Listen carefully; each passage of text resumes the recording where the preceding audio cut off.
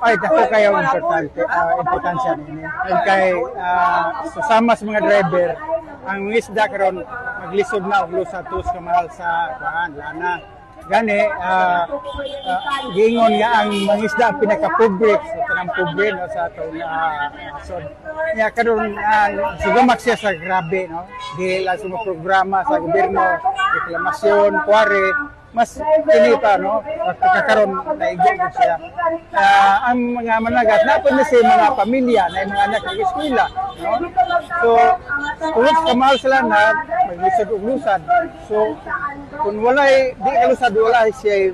kuan makaon muna ina kalisod ang kahimta muna nga sa kining kaliwkan ka sa mga driver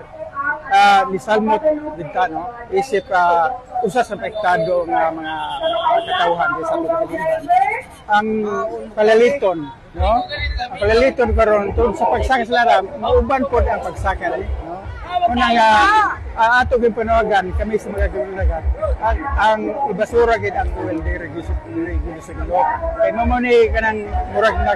naggunit sa liog sa gobyerno para di niya makontrol muna nga padawagan mo ibasura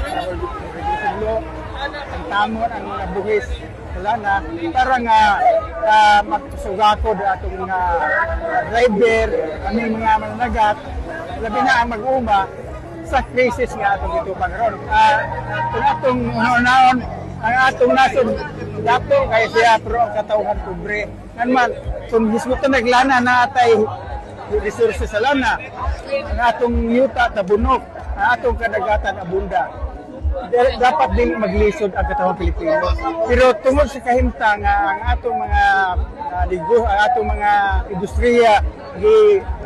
gihanya gatos lang yaw. So muna nagkalisod ta karon. O inana ang kahimtang muna nga kami manawagan gid sa gobyerno nga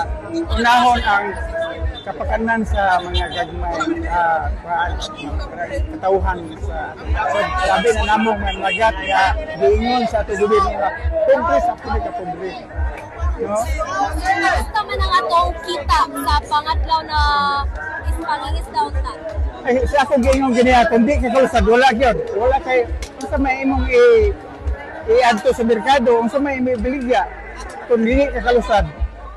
muna ang kahimtang no kay ang tinuod kinahanglan man ka na di man pwede nga mamugsay lang ka no kun kay ang kompetensya sa laod dagkong komersyal ka padagatan pakit mo kumpit pa kani nga mga dagkong padagatan uro usa ka mabuhi no